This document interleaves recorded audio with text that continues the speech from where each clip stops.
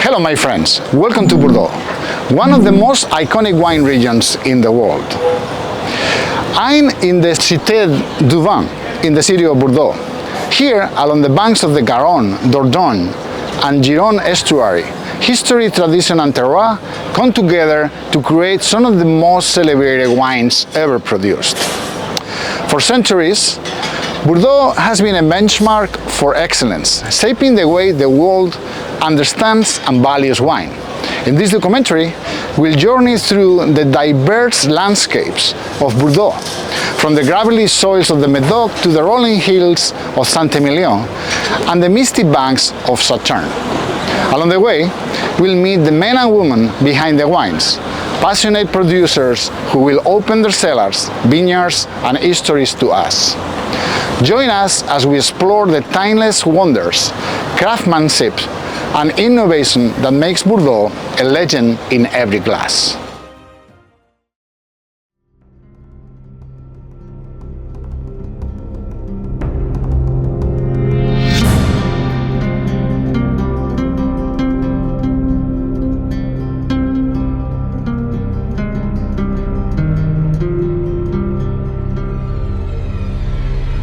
Let's take a moment to understand how the Bordeaux wine region is laid out.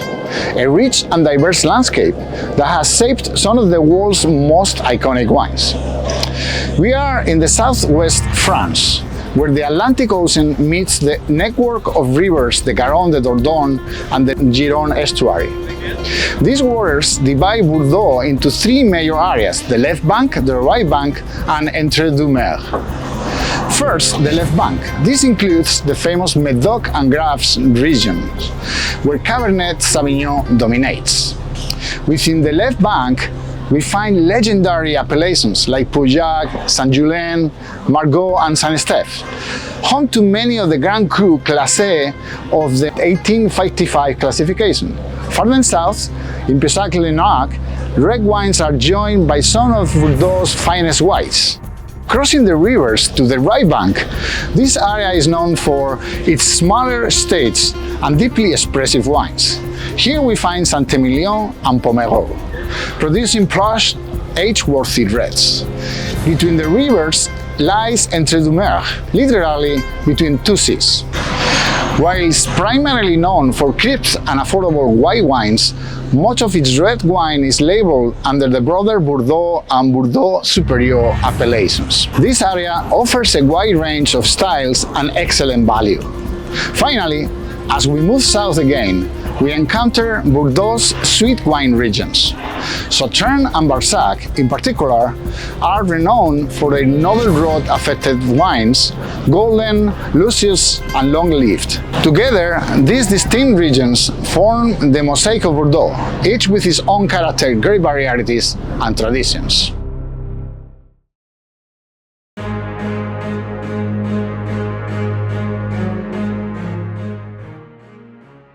To understand Bordeaux, we must first look back.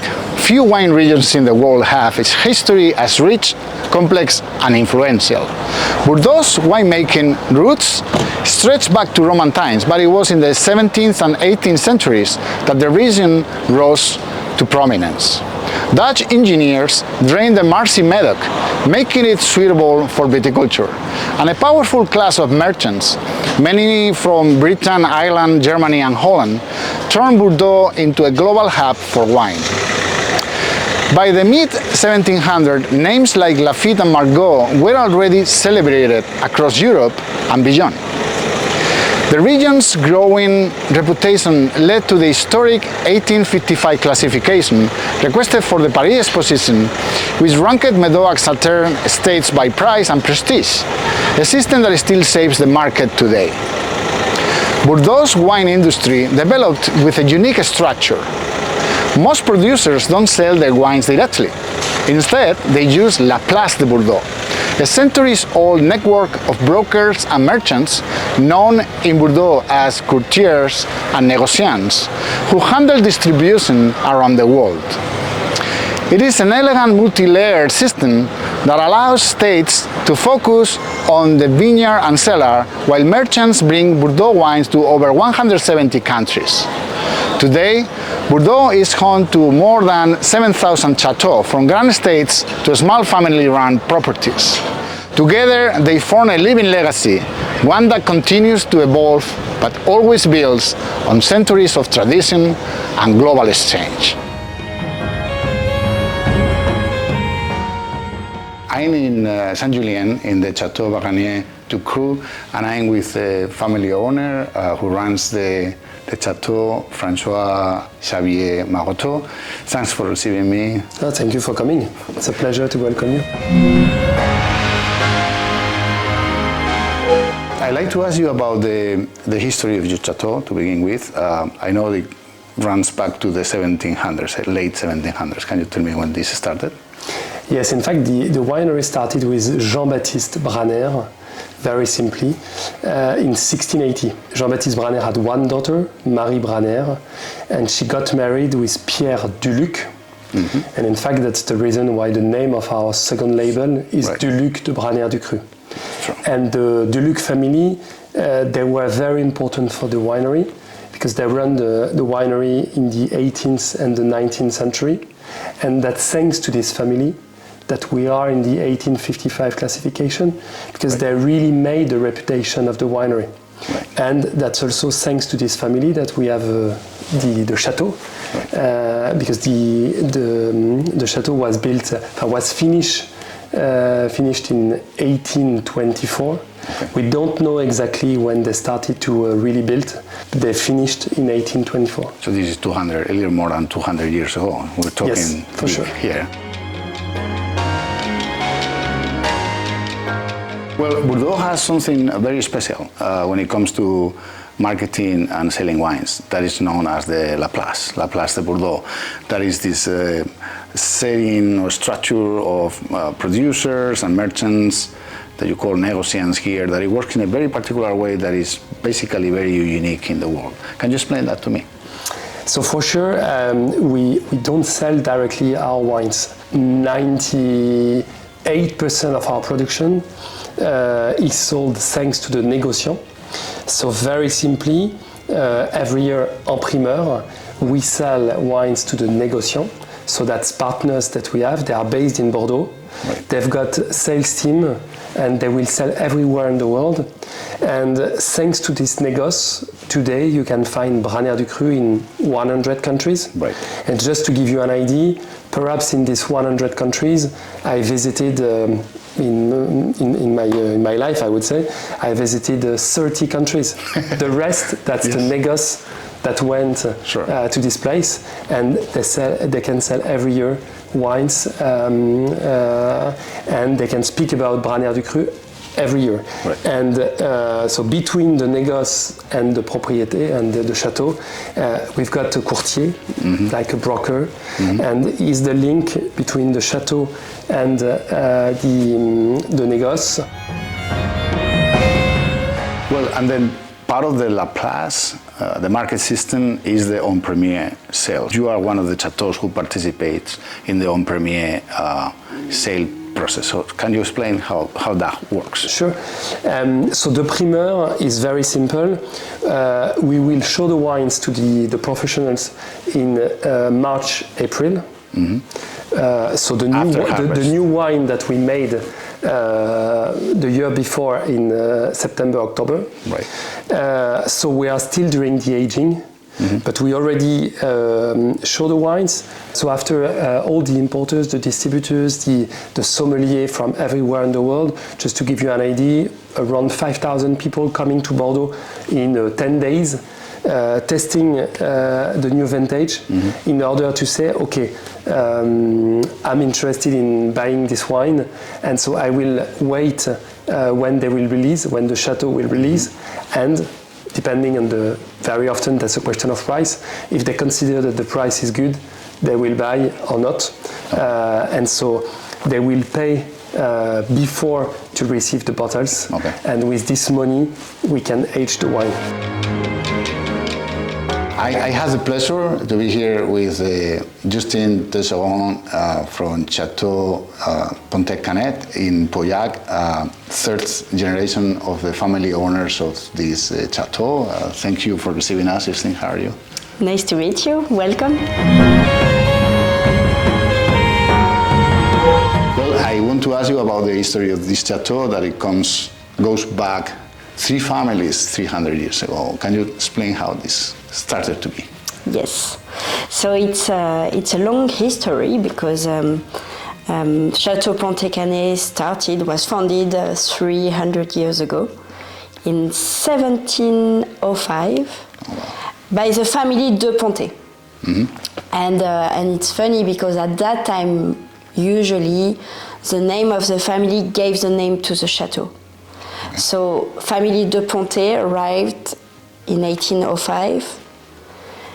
First family, they gave the name to the chateau, and Canet was the name of the area. The area, yes. So they combined the name of the family and the name of the place. That it was customary at that time, right? Yes. Yeah.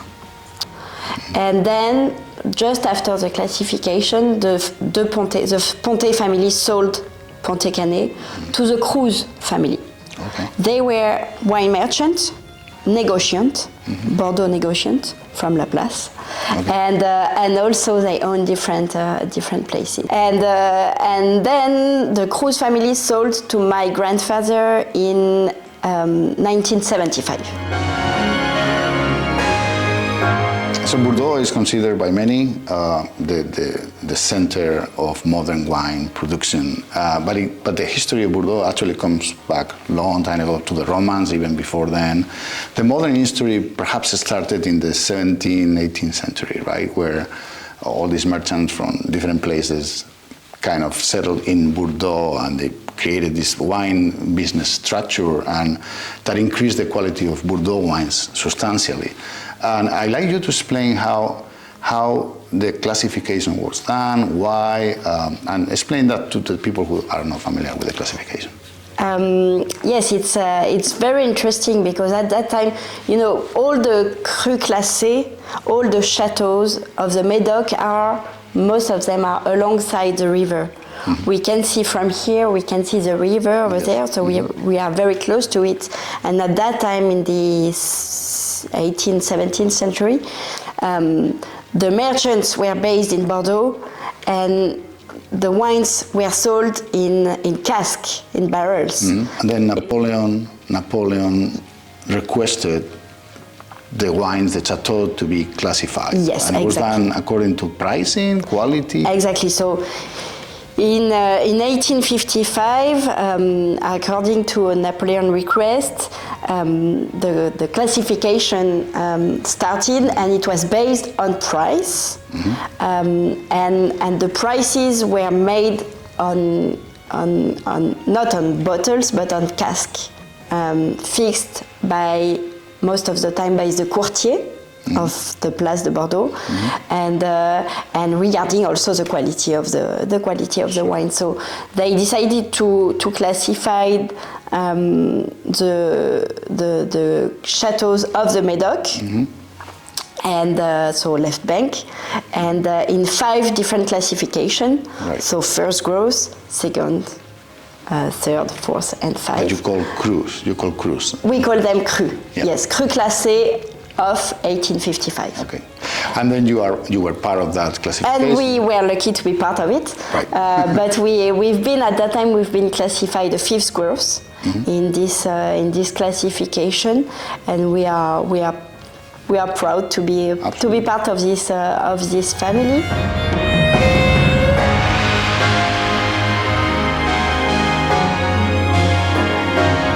Well, I'm here in Barsac, in Bordeaux. I'm in Chateau Laclos Casalis, and I'm one of the family owners, Marie-Pierre Lacoste. I had the pleasure of talking to the 13th generation of the family making wine in this area. Hi Marie, how are you? Thanks for receiving us. I'm very happy to welcome you here in Chateau Laclos Casalis. Your history comes from long time ago, Yeah. The 18th century, the late 1700s, right? And the modern history of wine in the world, I would say, but also in Bordeaux, is the classification of 1855, coinciding with the Exposition Universelle de Paris, right? And you were part of that, but that was done differently at the same time, but differently from the Medoc and Grève and the sweet wines of this area, Barsac and Sauternes. Can you explain that? In Sauternes and Barsac, we have the classification of 1855, and we have only first and second cru classé in Barsac and in Sauternes, and we have un cru exceptionnel, Château d'Yquem, with the horn, so and the vineyard, yeah. Right, and so that basically was chateau that were existing at that time in this area. Yeah. After that, I assume that more producers have established here, but you're still working and operating under the same classification. This has not changed. No, the classification didn't change. In Saint-Emilion, it's different because the classification is they have their own. the horn, and it's not. It change. It can change. In here, it's the terroir and the wine we were classified because of the quality of their terroir and their wine at this time. Right. And so it didn't change. And so, as part of this classification, a chateau has to follow up some regulations, I assume, right? You have to follow some rules, some policies. It's the same rules than the other chateau of the vineyard and of the appellation. It's the appellation. It's the same. You have to keep your quality, but it didn't change. So you have the name, you have the classification, and here in Sauternes and Barsac, as in Medoc, you have first cru classé forever. Forever. So it doesn't matter what you do, even if you start doing really bad wines. No. You're not gonna do bad wines. They don't do that. They don't do that because you can't. No, you have to keep your place, and because you have you taste everywhere in the world, and so there are lots of work to keep the good place in the first cru or second cru classé. But so how many chateaux were classified at the beginning? I think 20 around 20. Not that many, right? No. Well, I'm in Chateau Figeac in Saint-Emilion, and I'm with Romain Saint-Pierre, who is the technical director of the winery. Romain, thank you very much for receiving us. It's a real pleasure to be here. Thank you for coming to this place. I'd like to discuss with you the history of this chateau. This chateau actually has a very long history, even before the building was built. Most recently, winemaking goes back to Roman times, right? Actually, the name of the chateau has something to do with that. Yeah. Can you explain that? Yeah. We spend a long time of history for the Chateau Figeac, of course. The historical name came from the 2nd centuries after Jesus Christ, because before the family name of Figacus give the name of Chateau Figeac. It's a Gallo-Roman family who crossed France and of course the Chateau Figeac to give the name to the place. Okay. When it was built, the chateau itself? That came from the 60th centuries, another part of the 70th centuries, and with a lot of development all along the last 2 centuries. Figeac belonged to many famous families, like the Cazes family and the Cal family, and of course right now is the 5th generation of the Manoncourt family, who arrived in 1892. I want to ask you about the Saint-Emilion classification. It was not part of the 1855 classification of Medoc and grapes. It was actually done like several attempts after that, but it didn't happen until 100 years later, like 1950 or something like 1955, that. 1955, so 100 years later. And it was different, and only for the Saint-Emilion cruise. And it actually, also a difference from the one in Medoc is that it's revised every 10 years more or less, right? Exactly. The last revision was in 2022. Can you explain the classification itself? Yeah, so of course we have to mention Thierry Manoncourt because he participated to the elaboration of declassification in 55 at this period, and in Saint-Emilion you have 2 appellations, Saint-Emilion and Saint-Emilion Grand Cru. And among the Saint-Emilion Grand Cru you can be hired to be classified every 10 years. So for this classification you can be Grand Cru classé, First Grand Cru classé, or First Grand Cru classé A. You have 2 in A. 2 in A, the very top. Yeah. And you started to be there in 2022, in the last one. Exactly. You are the highest classification you can have in Saint-Emilion. Yes, we are the highest, but as you said, every 10 years we make a new files, a new dossier, big dossier in France. We call it like that, and we wonder how we can during that 10 years to do our best.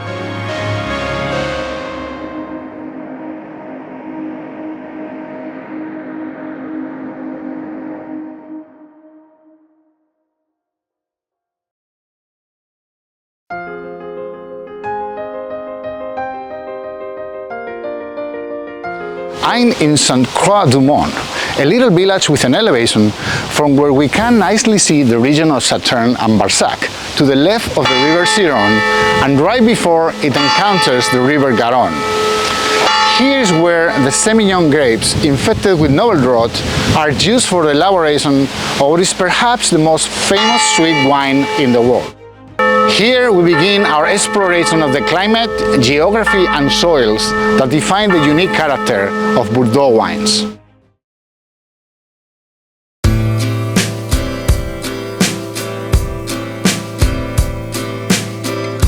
Bordeaux enjoys a moderate maritime climate, shaped by its proximity to the Atlantic Ocean and the warming influence of the Gulf Stream, allowing grapes to ripen steadily across most vintages, though variability remains a defining feature. Indeed, rain can affect the crop at critical stages, from flowering to harvest, while the risk of frost, hail, and increasingly hot, dry summers due to climate change adds further challenges. The left bank benefits from the Landais forest that protects the area from the worst influence of the Atlantic Ocean, while the Dijon estuary helps buffer temperatures, especially in prestigious areas like the Medoc, where Cabernet Sauvignon shines. On the right bank, the maritime influence is less pronounced, and the cooler, clay-rich soils offer different growing conditions that make Merlot the king in the area. In Sauternes and Barsac, humidity is a blessing. Here in the southern Graphe, the cool waters of the Ciron River meet the warmer Garonne, creating regular morning mists in early autumn. These damp, foggy conditions encourage the development of Botrytis cyrenea, or novel rot, the fungus responsible for concentrating sugars and flavors in the grapes. When followed by dry, sunny afternoons, this delicate balance allows for the creation of some of the world's most luxurious sweet wines. This interplay between ocean, rivers, wind and sun is central to Bordeaux's diversity and to the remarkable resilience and character of its wines. So Bordeaux, what is very important that you need to keep in mind is the fact that we have an oceanic climate. Yes. So that means that we have a lot of water, and we've got another thing which is important is the fact that we've got the effect of the Gironde River, the estuary that we have just here. Just to give you an idea, the estuary is very large because the maximum that's 6 kilometers. So that's a huge mass of water that has a big effect on the weather. And the biggest effect for us is in terms of temperatures. And if you look at the plots that are close to the chateau, so very close to the water, close to the estuary. The water that's just 1 kilometer from here. And if you look at the plots that are at 3-4 kilometers from here, we've got on average 1.8 degrees Celsius degrees of difference during the year. Drop. Warmer here, Warmer, closer compared to more in the land. So that's the moderating effect of the big So that's the effect of the estuary. Yes. And we've got less water here compared to what we have a bit more in the land. Here in a very special place in Bordeaux, in Sauternes, and this place we can produce sweet wine with a fungus, the Botrytis cinerea. And why? Because we have specific climate with a small river called the Ciron and the Garonne river, quite big. And we have difference of temperature between the water of the Ciron, which are very cold, and the Garonne not so cold. So in September, October, we have lots of humidity in the morning, and due to the difference, and we have fog, brume. Mist. Mist, we have mist in the morning, and in the afternoon we will have sun and wind, and it's this balance between this different moment of the day that permits to botrytis to develop, but not so quick. Yeah, because I mean it's important not only to have the mist in the morning, but also that it goes away in the afternoon and dries, because otherwise it will just ruin the it will goes in the bad way. And so this is the confluence between the Ciron River and the Garonne, and you're right there. So because the area is very large, but you're really in between, right? So and we have lots of water under the soil because of the Ciron in all the part of all the terroir of Sauternes and Barsac. We have a mix between this water under the soil and the humidity, and that's create the perfect condition for the development of botrytis.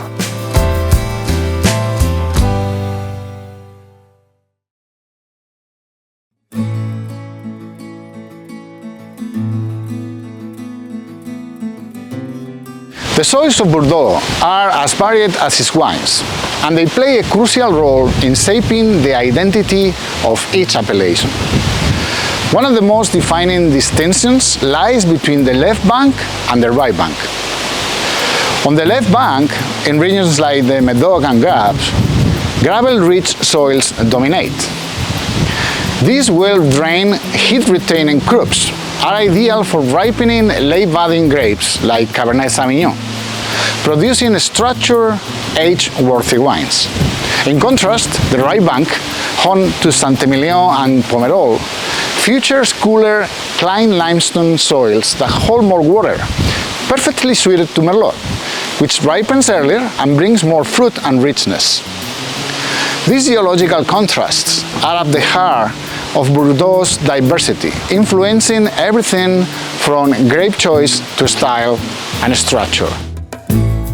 Well, I'm in Pauillac, and I'm with Mathieu Besonnet, who is the technical director of Chateau Pontet-Canet, and we're going to be discussing about a few things here. And thanks for having us. Welcome. Thank you very much for visiting us again.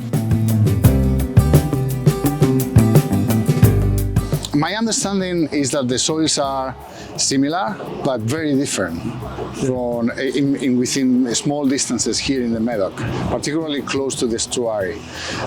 You can find different levels of gravel. Can you explain that to me?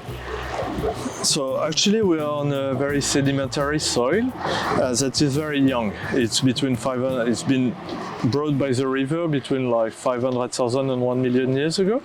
And actually we have to imagine that at that time the river overflowed several times and deposed a huge amount of sediment from the Pyrenees and Massif Central.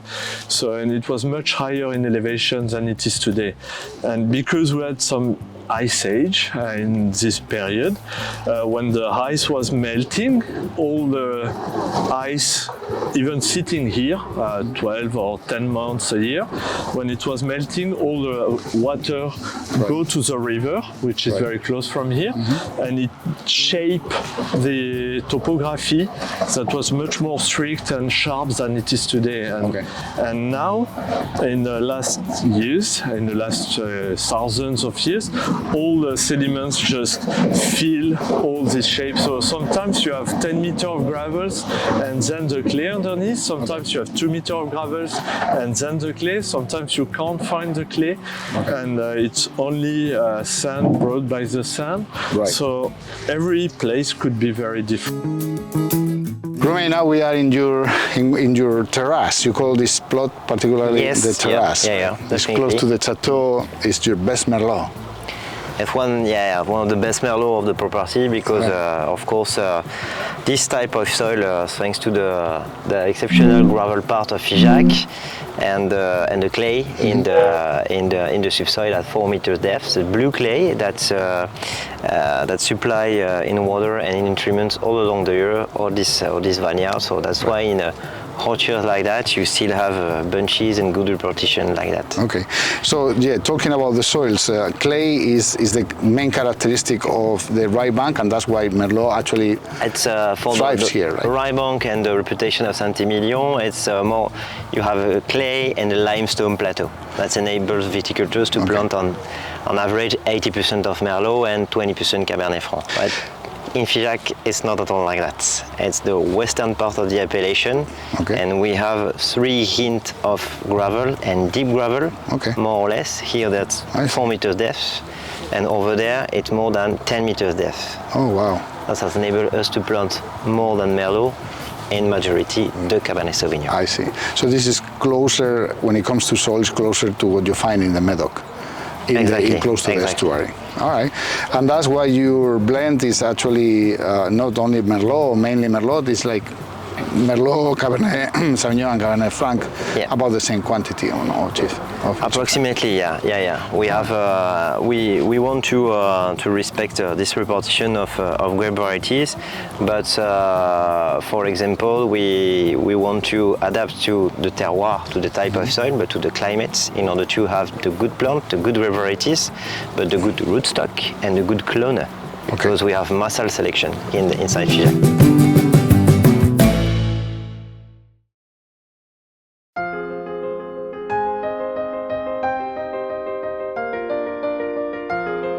Have you heard about the Gironde River? Perhaps the most celebrated wine river in the world? Well, guess what? It's not a river, it's estuary. What's the difference? Well, the Gironde estuary is part of the Atlantic Ocean, which is some miles away in that direction. I will show it to you later. And as part of the ocean, it has tides. And we are currently at the low tide, as you can tell from the boats sitting at the bottom of the river.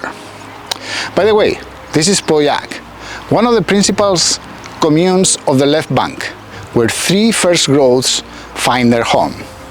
From here, we will look into the viticulture practices and grape varieties that defines Bordeaux's identity from vineyard to glass.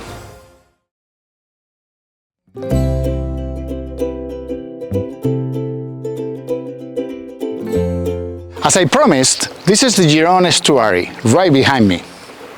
But let's talk now about viticulture, which in Bordeaux is a blend of deep-rooted tradition and evolving precision, shaped by the region's various soils, climate, and grape varieties. For the world-renowned red wines, vineyard practices differ subtly between the left bank, where Cabernet Sauvignon thrives on gravelly soils and is often managed using double good job pruning, and the right bank, Where Merlot dominates, clay limestone sites and is typically trained with single guyot. Across both banks, dense vine spacing and careful canopy management help control vigor and ripening. For white wines, particularly those crafted from Sauvignon Blanc and Semillon, the focus is on preserving aromatic freshness and acidity. Vineyard teams often harvest early and may employ leaf removal to expose grapes to sunlight, enhancing ripeness and flavor intensity without sacrificing balance. In the production of sweet wines, especially in Sauternes and Barsac, viticulture becomes an art of patience and precision. Vines are pruned for low yields, and harvest is done in multiple selective passes or tries to hand-pick only the grapes affected by novel rot. This fungus is crucial as it punctures the grape's skin, water evaporates, concentrating sugars and transforming the grapes into the foundation of Bordeaux's most luscious and age-worthy dessert wines. Well, actually, your first day of harvest. First day of the harvest. This year, yes. 2025, has been very, very early because of the weather, It's been very dry and hot, so we're lucky to have some rain now to balance a little bit the vintage, so it won't last long. But yes, we start picking today on the 2nd of September, whereas the early we picked ever was the 7th of September. Yeah, so it's like 10, 15 days before time. Yes, before what we used to do. Okay, well, and then you were the first chateau in Bordeaux to manage the vineyard with biodynamic farming. The first classified growth, yes. Yes, and how is this working? What do you have to do for that? Because to us, producing wine is really taking care of a place and promoting a place through the wine coming from here. And we do consider that we have two things to protect at any cost to maintain the quality of our wine. It's our soil and our old vines. Mm-hmm. And we believe that, like biodynamic farming, it's a way to take care of the soil and of the vines with very natural approach and holistic approach. So for those who are not familiar with biodynamic farming, can you give me the main characteristics of it? I know that you use horses, for example. This is not necessarily in the certification, but baseline is that we're having organic farming. That's a very baseline of our work. Sure. And on the top of that, we're looking for like natural product, natural weeds that can help to protect the vines, to stimulate the soil, okay. The life of the soil, the microorganism of the soil. So we use like the 500 preparation, right. Which is co-manure fermented in a horn for 6 months. We use some silicium to spray on the vineyard to balance the fruit and the leaves, okay. And some other thing. And the horse again are here to limit the compaction of the soil. We have at the moment 8 horses working with us to plow the soil, and because they're much lighter than the tractor, we are limiting the compaction, and also to take care of the soil. Horses and the tools we have behind them are more accurate than the one we could use with tractor. Right. So we are less damaging our old vine. And then hand picking, we can actually see this, all your properties. Yes, everything is hand picked. That's very important again to give a chance to the vines to age. We have a minimum, the average age of the estate is 55-year-old, and actually now here we are in the eldest block of the estate. This block has been planted in 1930, oh, wow. So it's 95-year-old.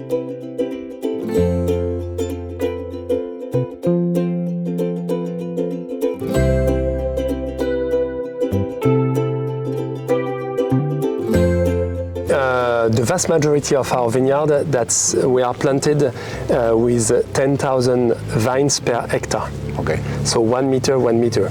And so 1 meter separation between rows and 1 meter yes, separation between vines. That's the normal way, the normal kind of density that you find in Medoc, because we always thought that with the kind of soils that we have, that was better to have concentration and to have competition between the vines in order to be sure that they will give the best that they can give us. So the training, I see this is very small, maybe younger, but this is what you call the double guyot? Yes. So it's 2 arms? We always have for us, it's always like this. Okay, and then this is different from the right bank. My understanding is they use the single guyot. It depends why. Some of them for sure. Okay. You have the 2 ways. Why this way in particular? Because that's the way that's the, I would say, the habits here, and that we consider that it's the best way for us in order to have a certain number of bunches. No, you can have 12, 14. That's really a question of vintage. So when it comes to viticultural practices, how do you have to handle these Semillon grapes differently from the Sauvignon Blanc grapes that you also work with?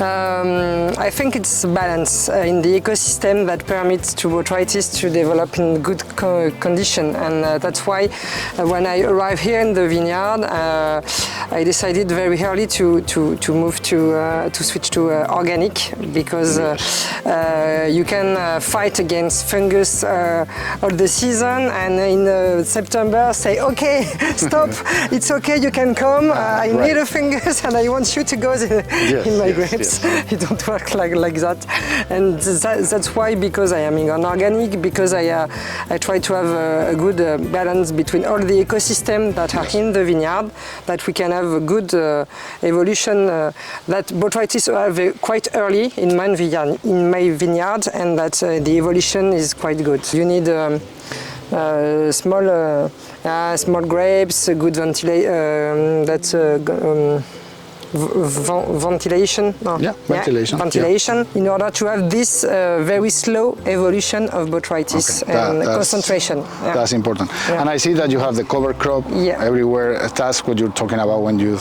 thinking about balance between the vine and the rest of the ecosystem, right? I replanted trees on other parts of the vineyard in order to modify a little the microclimate too.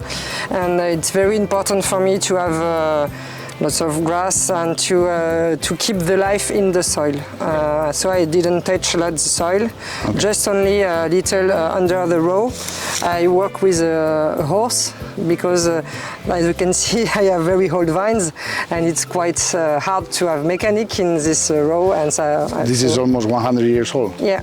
Yeah. Okay. Yeah, and, you can tell from the wood. Yeah. Really old wood. And it goes and that way. And that's why I make all the choice in order to have this this balance and this now in the vineyard. It's to consider plant one by one. Okay. Because sometimes you can have a hint or space of the terroir different 10 meters outside. So that's why we make separation sometimes of intra-plot. And we can make the harvest 4 times in one plot, because we consider different terroir inside the plot. Even if we make on majority one identity, it should be not possible when you want to be precise like that. Okay. All right, good. This is how many vines per hectare you have here, more or less? We have 6,000 vines per hectare. 6,000. So this is not super high density as the one that we have seen in the left bank, but this maybe this plot. Yes, yeah, it's the rules of the appellation, of course, to have this type of density per hectares, and it's good convenience because, as I say, we have more and more lag of water, so we adapt the density to that, and of course we adapt the type of rootstock and the type of clona. Identity per terroir per identity per terroir.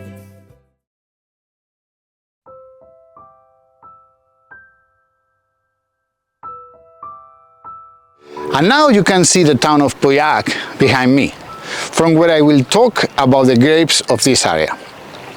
Bordeaux wines are defined by its carefully selected grape varieties, each chosen to suit the region's diverse soils and climatic conditions.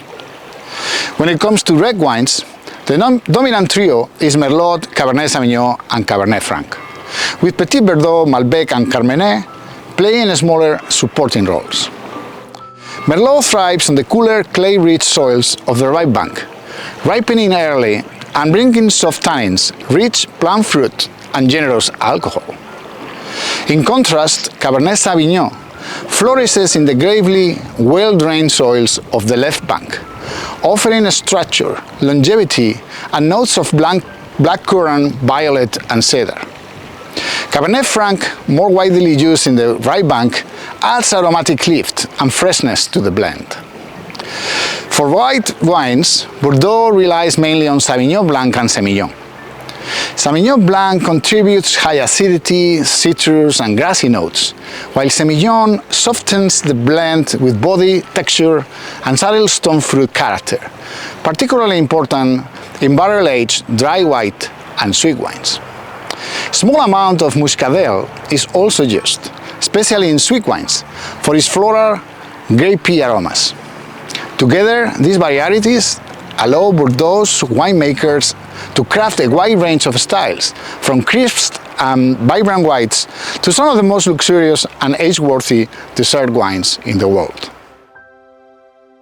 We had a very dry summer, so naturally that the berries, the grapes, they are very dry. Usually, I would say the size of the grapes would be around 30% bigger.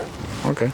But because we had really dry conditions during the summer, in fact, the vines needed to take the juice, the water that is in the fruit. I will not say to survive, but just to for its life. And so that's why we already know that 25 will be. We will start the harvest in a few days.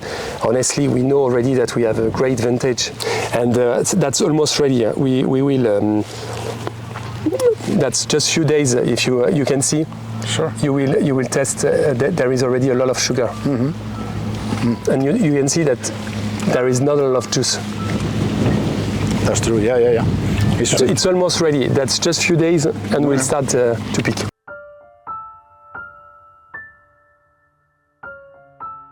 And so what are the grapes you work with? Cabernet? We have Cabernet the Franc? baseline is we have more than 60% of Cabernet Sauvignon, which is the heart of our blending and the heart of the vineyard on the top of the hills. We have about 30% of Merlot on more clay soil, and then we have a little bit of Cabernet Franc Petit Verdot. Can you describe the main differences between Merlot, Cabernet Sauvignon and Cabernet Franc? The management in the viticultures? Yes, so first, when you make the pruning of the Merlot to compare to Cabernet Sauvignon is just awful to make the pruning of that because it's like a bush, when we make that. And it's easier to make the pruning of the Merlot. That's the reputation of the two grape varieties. Make a joke, but it's like that every time the pruning period. And of course, the size of the benches and the date of maturities, because we harvest first the Merlot, then the Cabernet Franc, and then the Cabernet Sauvignon. So it's good for the diversity, the complexity inside the wine, inside the vineyards. But it's hard to manage three grape varieties because they have three different behaviors. Right. Because, for example, Cabernet Franc need amount of water just 1 time per year to be very, very good and to. And the contrary, the other one don't need the water at the same time. So you have to manage each other in. All right, so when it comes to Sauvignon Blanc, because you also do dry wines, our Sauvignon Blanc with a little bit of Semillon, how is this different from the Semillon? Because I assume that you have to avoid any infection of botrytis on the Sauvignon Blanc. Yeah, sometimes in the past I mixed some Sauvignon Blanc in my Sauterne and in my sweet wine, but I prefer to manage in dry because it's Semillon. It's better to keep the botrytis in the good way, and the aroma for the dry in Sauvignon was quite interesting too. So I make the choice, and because the majority of my vineyard is in Semillon, and I love Semillon, and I love this whole Semillon. It's a very nice variety. Type of skin in Semillon permits to the botrytis to develop and to make small holes in the skin, and that's why with wind and with sun we have evaporation of water and concentration of sugar. Is it thin?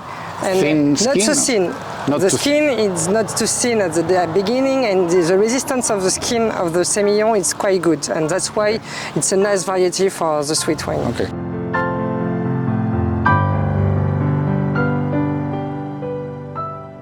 Just to explain, here you have the different step of the evolution of botrytis. As you can see here, just a small coloration of purple inside is the beginning of the activity of the fungus in the berry, and after it goes on the skin, and you can see the skin goes like this, and the berry starts to lose water, and you have the concentration, and at the finish it's like resins like this. So when you harvest, all the grapes are like this, most of them? Not everything like this, because no more water, no more juice inside. Right. It's a mix between this step, this one, depending of the level of concentration we want to have in the wine. And so different depending of the vintage. Sometimes we have to take some berries like this, and we adapt what we say to people who harvest as what we see in the cellar when we press, where you have the concentration of sugar. Sometimes, okay, you have to take more berries like this, or no, you have to be more restrictive and take more like this. Okay, yeah.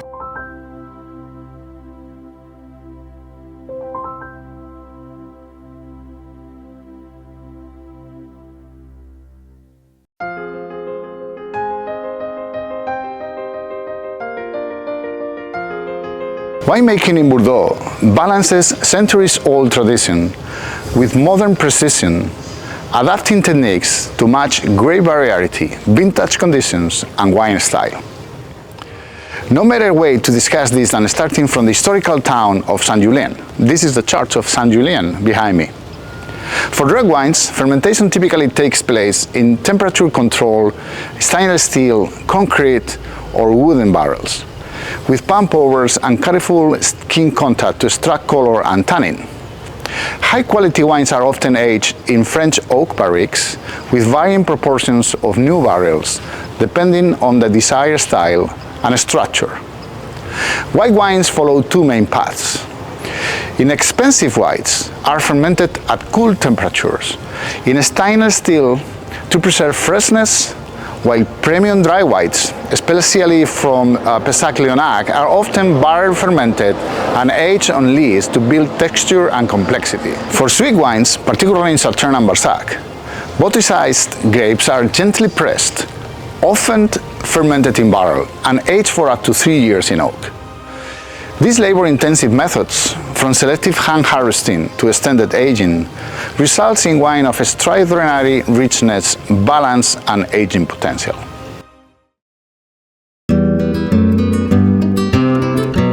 François, we are now in your elaboration room where you ferment in a very, very particular setting. I've never seen it before, in where you have the vessels hanging from the ceiling, and of course if you go on the other side is where you actually manage everything. But it allows you to work with gravity without having to pump and move things around. Can you explain that to me? How do you work with your wines in particular? So in fact, we built this new vat house for the vintage. The first vintage that we made 100% here was the vintage 22. Okay. The idea, we bought the winery in 1988, and at that time the crops were a bit bigger. When I say bigger, the average was 55-60 hectoliters per hectare. Now the average is very close to 40 hectoliters per hectare. Okay. So when we built the previous vat house here, we had big vats. Okay. So now we are able to vinify each plot separately. Okay. So because we did not increase the size of the building, we said why we don't suspend all the vats. Mm-hmm. And so very simply, you have a steel structure of 90 tons with 36 pillars going more or less at 9-11 meters. to find the limestone. So that's the strong soils. You've got the structure, and you just hang 65 vats that are suspended, and we also have 10 more vats just there. And so now we've got only vats of 59, 76, 80, and 95 hectoliters. So we can really adapt with our vineyard. Yeah. And it allows you to work underneath, so it's very convenient, I assume, to work with this. I've seen your sorting table, so you receive the grapes, hand-picked always, manual sorting table, then you also have a vibration table, you also have an optical table, so you have a lot of selection. You only want the highest quality grapes, right? The first selection, I think, will be in the vineyard. In the vineyard, yes. That's just the final one, which is here. And after all these vats, they are made also in order to be sure that each plot will be vinified at the perfect date, and that each plot will have a specific vinification. Perhaps this plot here, we will have 2 or 3 days more of maceration compared to this one, even if they are very close. But it's just that when we test this plot, we consider that it's better to keep a bit longer, or the opposite. One of the things that a lot of people think is, the second wine of the producer is always the worst grapes, the worst. No, you vinify, you treat them all equal, you vinify them in the same exact way, and then it's at the very end when you choose which one is going to be your first and your second, right? That's even more complicated because, yes, everything will be harvested and vinified separately. And one day, so we put all the vats on the table, and we start to make the blend for Branière du Cru and for du Luc de Branière du Cru. And for example, if we don't like one vat, we will not use this vat for Branière du Cru or for du Luc de Branière du Cru, and we will sell in bulk to the négoce. So that means that that's really 2 wines, 2 brothers. I would like to say that's a bit like that's a family, and we are proud of both of them. It's just that you don't have the same complexity with the little brother, but in terms of quality, I'm very proud of both wines, and they are really interesting. Well, both of them go into an aging process that is very typical from Bordeaux as well, into barrels, but we're going to discuss this in your barrel room. Sure. All right. Okay, well, so now we are in your barrels room. Plenty of barrels here with the 2024 vintage in those barrels, and these ones getting ready for the 2025. Tell me a little bit about the aging process. So very simply, we've got 2 aging. We've got one for Branière du Cru. So Branière du Cru, that's 60% new oak. So for example, that's a new barrel. So 60% new oak and 16 to 18 months in total for the aging. And after for du Luc de Branière du Cru, for the little brother of Branière du Cru, that's only 12 months in barrels and only 20% new oak. Very simply because the second label, so du Luc de Branière du Cru, very often that's the young part of our vineyard. So you don't have the same complexity. So if you use too much wood, you will tell me, I just smell and test the wood. So that's why we've got less. And then I assume that this is all French oak from different coopers, perhaps? Sure. We use 100% oak from France, and we work very closely with one cooper called Taranceau. So he's based in Cognac. So the barrels from Taranceau, they will represent, depending on the vintage, 70 to 75% of our of the total of our barrels. And after we have 2 other coopers, Baron and Berger. And you know what is very important also is that we try to have every year the same home signature. So for that, we need to be sure that the cooper, that they will be able to give us every year the same kind of barrel.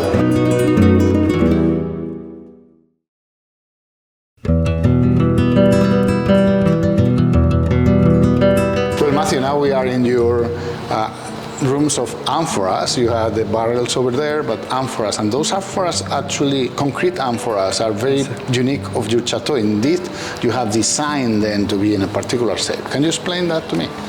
We designed them in 2012. We are now aging 35% of the wine in these concrete amphoras. Right. And concrete amphoras just help us to preserve the fruit aromas of the wine, Right. to preserve the tannins. You know, when you put wine into barrels, you extract some tannins, some aromas from the oak, and you're giving some oxygen to the wine, whereas here it's quite neutral. We do have some oxygen and micro-oxygenation as well, so the tannins are softening, but all the energy of the wine is preserved by the concrete. So there is two peculiarities on top of the fact that you use concrete amphoras. One is that they're painted with clay from the vineyards, and they contain some pebbles and other things, right? Yeah, from the vineyard as well. It's important for us. What we aim to do at Ponte is really to express the terroir, express the soil. And we see our farm like being in autarky somehow, so to try to find local solution to our problem or local material, and there is no really point to purchase any paint for that, whereas we can use the clay we can find locally. Okay. So this is very important for us. And the other peculiarity is the shape, because usually the concrete eggs are wider at the bottom, narrower at the top, but this is just reverse. Yes.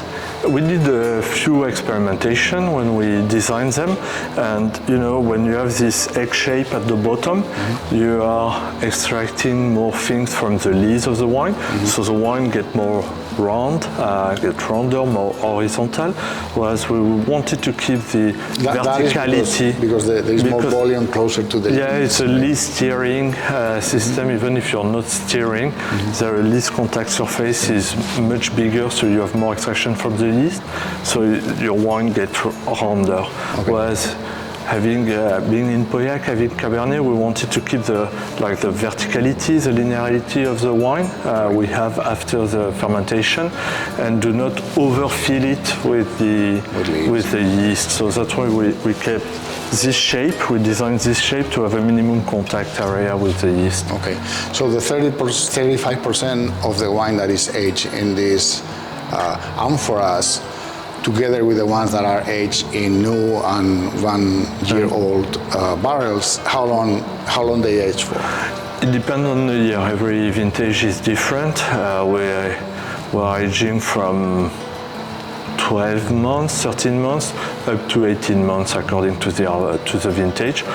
Well, I want to ask you about how do you treat your grapes. I know that you put a lot of care, everything is hand-picked, and then you don't even use a sorting table, you have your people working with the grapes as they come very, very gently, right? Yes. Can you explain the process of before the grapes get into the fermentation tanks? The process is very simple, actually. It's inspired from the first sorting table and distemming table. So we have like sorting table that are not vibrating, no engine or anything, just people taking every single bunch and looking at it to remove the piece of leaves, the berries that could be damaged or anything like that. And then when every bunch has been inspected, put them on a big stainless steel grid, and rolling the bunches on this grid make all the berries just fall naturally into the tank. Fantastic. Yeah. Thank you for all the explanations, but I don't want to say goodbye before you show me your old library. We're talking about a 300-year chateau. I don't know how all your wines will be in the library, but can we go there and have a look at it? We could have a look, of course, with pleasure.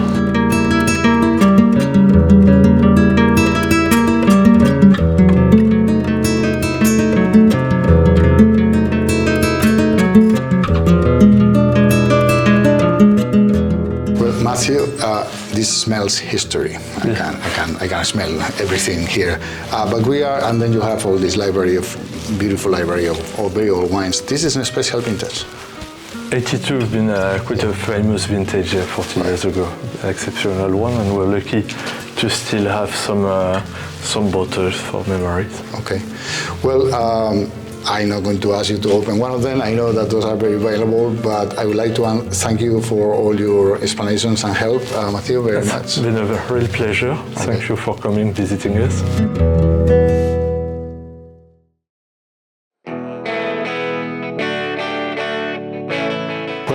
We are in your barrels room in a very special place.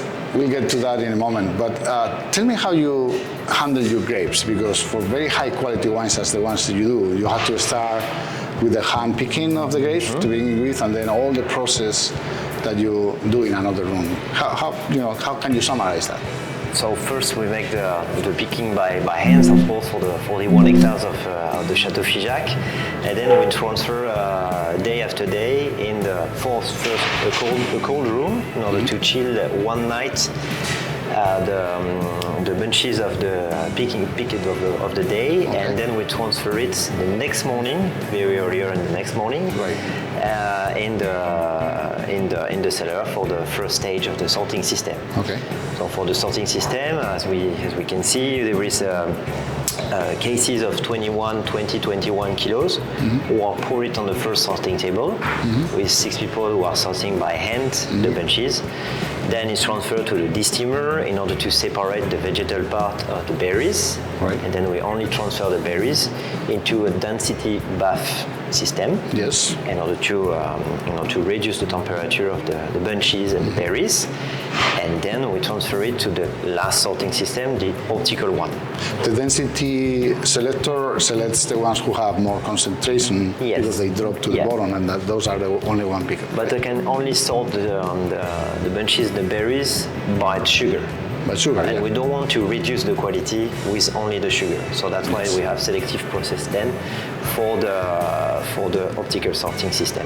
Then you crush them a little bit, and then we crush a little bit during 2 pipes without any hint of sulfur, because we want to have a natural juice in order to have a kind of natural flavor. First, we call it primer aroma. For the juice, in order to have the vision of the extraction and the aromas during the and then from there they go into a vessel. Some are stainless steel, some you do these wood fooders that we've seen downstairs, and you process the wine in slightly different ways, but you're looking always for gentle extraction, but it depends on the vintage as well. Of course. And the most important part is to taste outside first in order to see how we can extract during the operation of the vinification, and how we can transfer the bunches either inside the stainless steel tank or in the wood tank, because there is a difference at the end of the fermentation. We immerse the cap in the wood tank. That's enabled us to have only very, very gentle extraction by diffusion. And then eventually, when the wine is finished, you bring it to age in barrels, right? And all your wine aged in barrels from different coopers. We have some here, well, actually, we have plenty here. I wanted to ask you, because I never seen this before, but what is that? It's true. Yeah, there is not only about production, commercial in Figeac, there is research and development for that. And here it's the many captures, so that should be afraid for that. But we weigh first the barrels, so you see the scan balance in order to see the consumption and the natural evaporation of the wine. We call it the part des anges, the famous part des anges, and to see how we can follow that, because it depends of the humidity system control, and we see the influence inside the barrels. I see. There's another curiosity in these barrels that you don't see nowadays. That is the chestnut rims. What is that for? So the chestnut, in the old times. There is many historical part in this chateau. So this part of the historical aging coopers for production, this is the chestnuts. That's more tender than the oak. So before, in the past, during the 70s, there is a small insect that pick the barrels. Yeah. And of course, I was not really good to making go and holes. make a hole inside. Because the wine will just And it's suck like out. that was like a trap Yeah. to be attracted by these chestnuts. Okay, That's I see. So the insect goes to the chestnut that is kind of more juicy for them. They don't I think attack so. the oak. I think so. I never taste that. Well, and then, so how long the wine stays in these barrels, average? The average aging is 18 months. 18 months. Yeah, 18 months. Every time and every year is 100 new oak French barrels for Chateau Figeac. Okay. And I need to ask you the question because you have two lines, two labels. Yeah. The Petit Figeac and the Yeah. Big Figeac. How did you differentiate them? Because you elaborate them in exactly the same way, right? So the only difference we can do with Figeac and Petit Figeac is during the first blind tasting we make of all a lot of wine, and we said this part of wine should be Figeac or this part of wine should be Petit Figeac, and you can imagine 40, 50 bottles of samples in front of you. Blind samples. Okay. The only thing we know that this is Merlot, this is Cabernet Franc, this is Cabernet Sauvignon. I see. That's all. It's the question of tasting and question of tannins to be not saturated. Yeah. And we said this Merlot, okay, it should be there, but it's exactly the same process. Right. If we want, we can produce only Chateau Figeac. Well, we started talking about the history at the very beginning.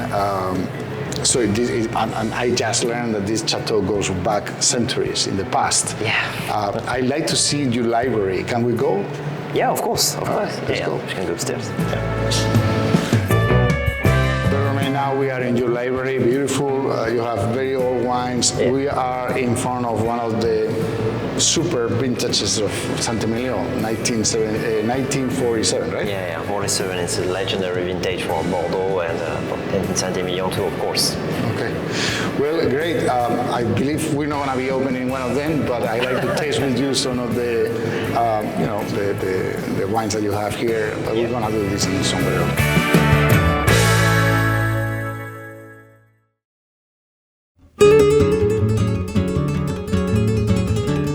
Okay, now we are in the elaboration room.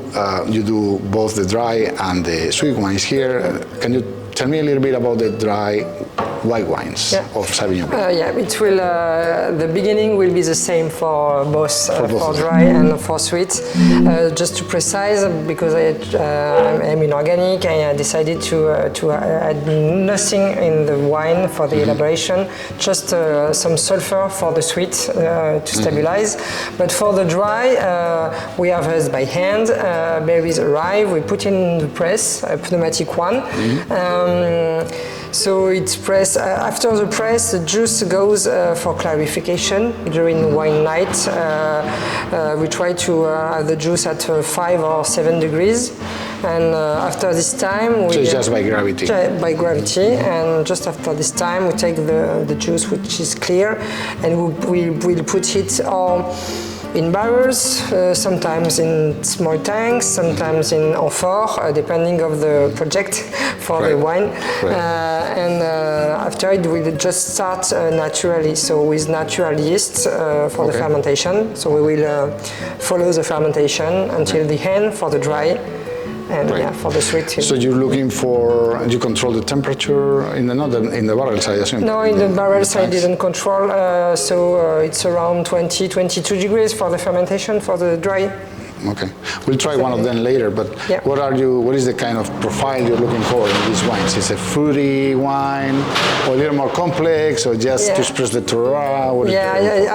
I try to have complexity and quite lots of volume because of the terroir. It's the way, when I taste the berries, I try to find lots of fruits, and so sometimes I wait a little more than other people. And then you blend it with a little bit of Semillon, like 20-30%, right? Yeah. And then you age it in barrels? The old barrels, not to have wood in the all barrels. blend, but just and then for how long? Like 1 year or less? 1 year, Okay. And the sweet wines, how do you do those? So the sweet at the beginning is exactly the same, and so we will follow the fermentation, and we will decide to stop when the balance between sugar and alcohol is good for the balance we had at the beginning. And how much alcohol you reach? 13.5. 13.5. Yeah. Okay. So it's really, Sometimes 40. Sauterne is known to be high. No, high 13. alcohol. More, I think 13 or 13.5. But within the sweet wines around the world, Sauterne is on the higher end. No, because all the sugar you didn't transform in the one you find in the right. in the wine. Okay, and then that goes into barrels. Yeah. New or old or a blend? A blend between new and old barrels, and the aging is 2 years of aging in barrels. Okay. Just to be sure that everything is stabilized, to have micro-oxygenation and evolution in the barrels. But in my profile with Untitled Chapter, I didn't want to have lots of presence of wood. It's only to be together and to the micro-oxygenation you can find with the barrels.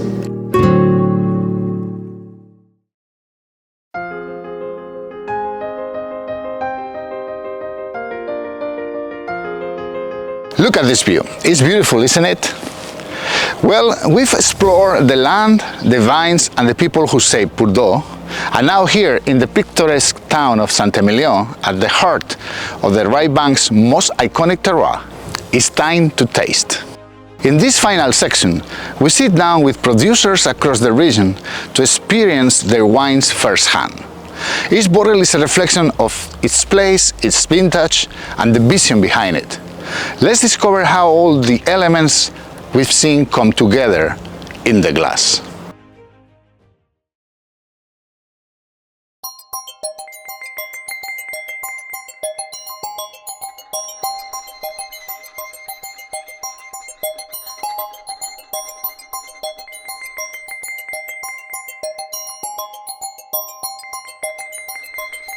So the best part is to try the wine, and we have an old vintage, right? This is. So that's Braner du Cru 20. Oh, that's the 20. That's 20. So 20, that's already 5 years. Okay. That's still a baby. That's for us. That's always a baby, but that starts to be already really nice to drink. All right. Well, I cannot wait for. Oh wow! Look at the color. It's really, really dark and. So 20 is, I would say, is a very classical vintage. I like to compare the 2020 with 2010 or 2016. So that's, I would say, the classical vintage that you can find in Medoc. You can see you've got more complexity. That's really deeper, but you keep the same elegance. And that's something which is very important for us. Yeah. To be able to produce wines with a lot of structure, but with very elegant structure. And I also feel the tannins, but still very smooth, very gentle, very elegant, and high acidity. For sure. Here. That's why you can keep very, very long the wines. 20, if we are very nice with our children or grandchildren, they will have the pleasure to drink the wine in 70, 60, 80 years, for sure. I'll age some of these bottles for my own cellar. And what do you pair this with here in the Medoc? So, Braner du Cru, I still continue to think that you can pair with a lot of things. Okay. The only thing that you must avoid, that's the spices. Yes. To drink a Braner du Cru with a strong curry, I'm not sure that's the best pairing. But if you want to drink with a piece of meat, with fish, with a lot of things, don't hesitate. An entrecôte à la bordelaise. With an entrecôte, with les sarments de vigne, with the vines, the wood that we've got from the vines for sure. No, what is very important is to try the wine. And sometimes we have people saying, oh, you know, I hesitate, I don't know with which dish I can pair. Don't hesitate. Okay. Open the bottle. That's good. And it is true. We'll see even alone. That's really nice. Yeah, it's not very astringent. It's really refined, so it's very easy to drink. Actually, I can tell. Well, François Xavier, very, very pleased to have been here to see your beautiful chateau, to listen to your stories, and thank you very much for having us here. No, and thank you for coming. That was a great pleasure. And don't hesitate to come back for other vintages. We'll do maybe to taste the on premiere. Yeah, for sure. And 25 should be a great vintage. So you can come when you want next year. Okay, thank you very much. Thank you very much. Cheers. Cheers.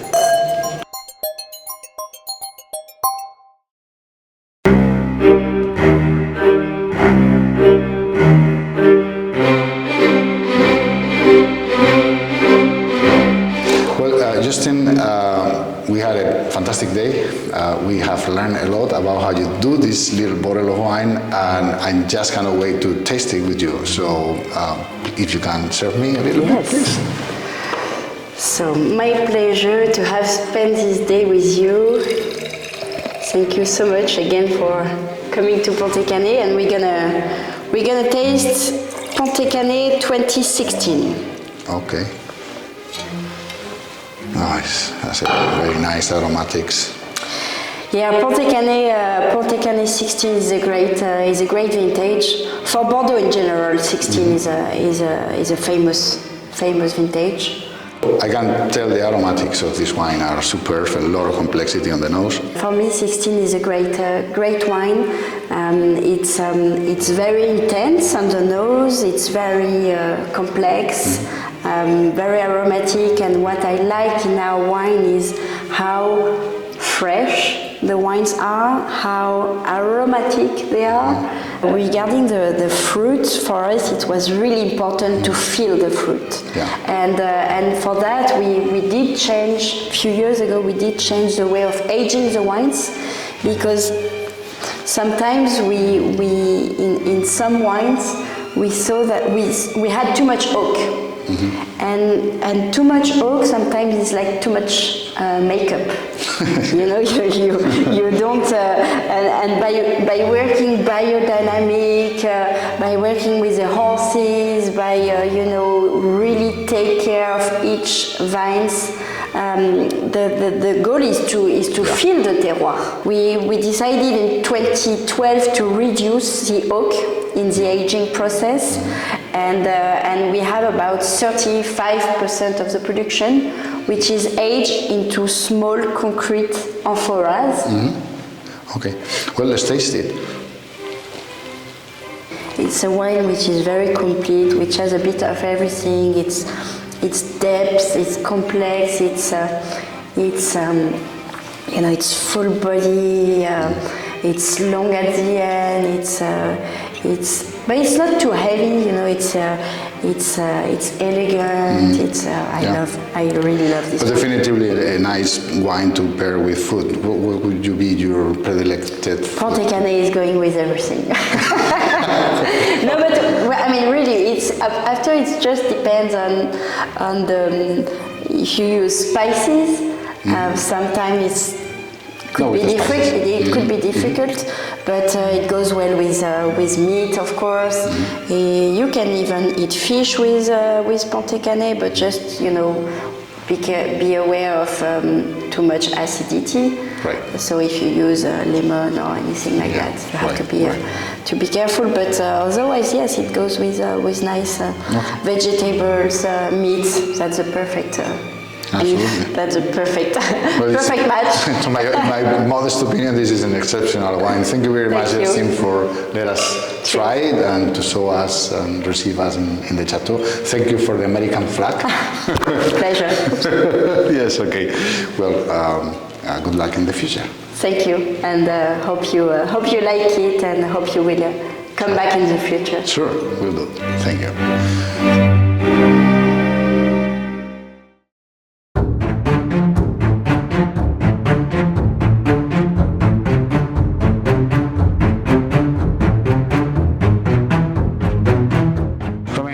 This is the part I like the most, that is to try the wine. This is an exceptional wine. I know about it already, but let's just taste it. I like to try it with you. I think it always tastes better at the winery, right? So I present you a 2018 Figeac vintage. It's one of the big part of our last trilogy with 18, 19, and 20, and that was very good vintage that show you how we can do in the identical part of Chateau Figeac, with of course a large proportion of Cabernet, because you are 33% of Cabernet Sauvignon, Right. and 30% of Cabernet Franc, then, and 33%. So it's equal parts of the three Quite grapes, equal basically. part, yeah. Depends more or less about the years, but that's why I want to show you quite a equal. Well, let's try it. Yeah, of course.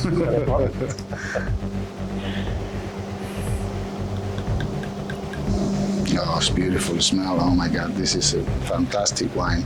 And of course, one of our challenge right now is to have wine approachable in yields, but you can keep more than 20 years in cellars. It's a question of extraction, it's a question of aging, and of course precision, wood type of extraction, and gentle extraction, as we said.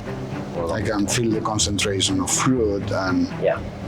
very high complexity. It's on the typical. nose. It's typical the words because it's the high concentration years in the fruit, and with very deep and dark parts. And of course, you have some light aromas like flavors and very hint of acidity in mouth, but it's still fresh. Yeah, in the it nose. is. Okay, let's taste it. Yeah.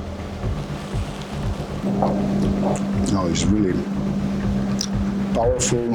It fills the mouth completely. Oh, it has all kinds of aromas and flavors, right? Thank you. Comes and goes and very long, still there. The lens is one of the, let's say, the brand of Figeac. Absolutely. You want to have very long wine and with a lot of drinkability, and you can feel each part melty of each grape varieties, and it's really important. You know, it's Figeac. It's the identity of Figeac we want to show every year. Absolutely. Well, beautiful wine, exceptional. Thank you very much for receiving us and explaining all you. of us Cheers. all Thank these you for beautiful coming. things. Thanks.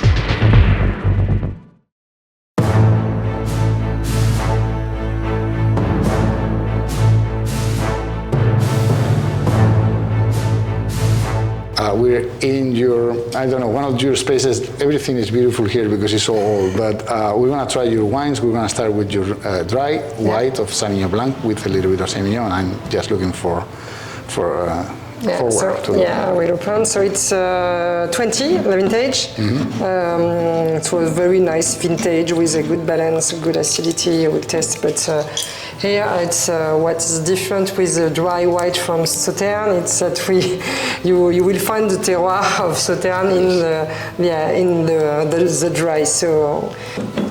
But this is kind of similar to the white wines that you can find in the Grap area. Yeah, more it's or less. But with your more like own- the same terroir. So it's very closer from Grave Blanc than other Bordeaux Blanc, but it's Bordeaux on the label. Right. And that's because the gravelly soils, the grapes that you have Yeah.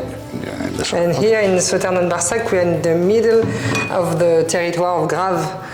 Good. Well, let's see how it goes. Oh yeah, I was wondering if it was going to taste or smell like the Sauvignon Blanc that you find now from New Zealand. And No, it's not very No. typical for a Sauvignon. And just to explain here, the variety of Sauvignon I have in the vineyard for this cuvée, it's a very old origin of Sauvignon Blanc. It's issue from a conservatoire of Semillon and Sauvignon we made 20 years ago.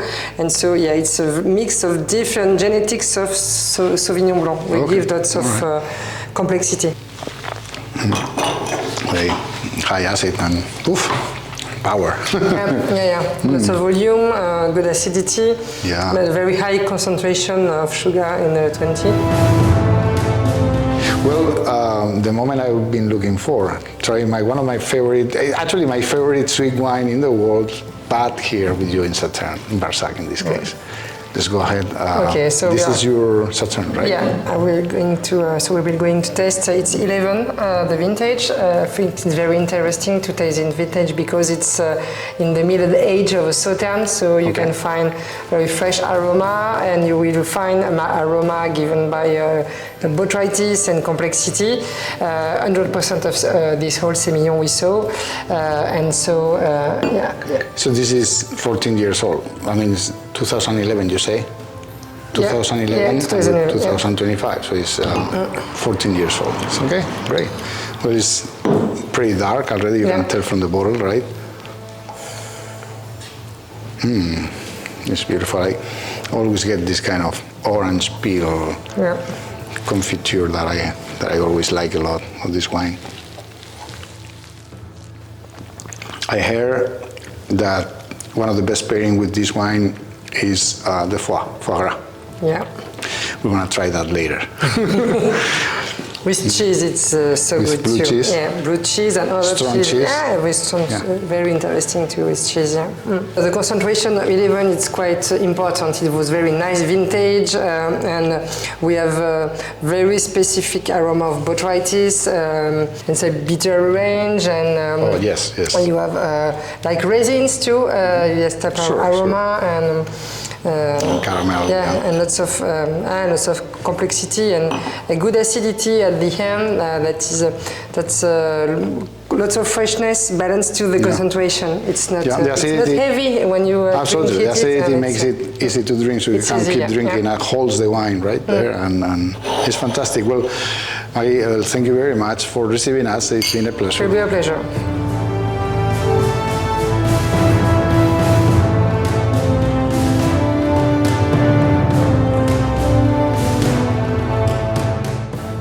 All right, friends, so I'm in Sauterne, the town, and I'm gonna try foie gras with a glass of Sauterne, a very old glass of Sauterne from Chateau de Forges. That is not from the classification, the Chateau, but it's who was the previous owner of Chateau de Caen. And it is very well known that foie gras pairs very well with Sauterne, and I've been waiting to do this for a long time in my life, so I'm gonna do it now and let you know how it tastes.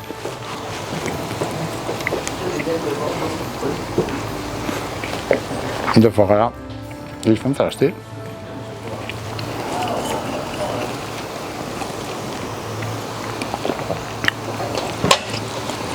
And the acidity in the wine is actually really going very well with it.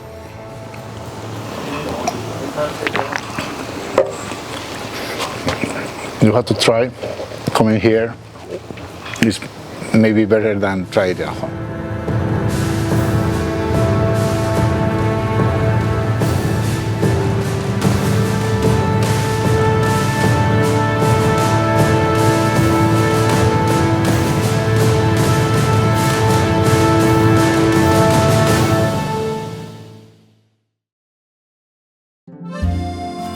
As our journey through Bordeaux comes to an end, we leave with a deeper appreciation for what makes this region truly timeless.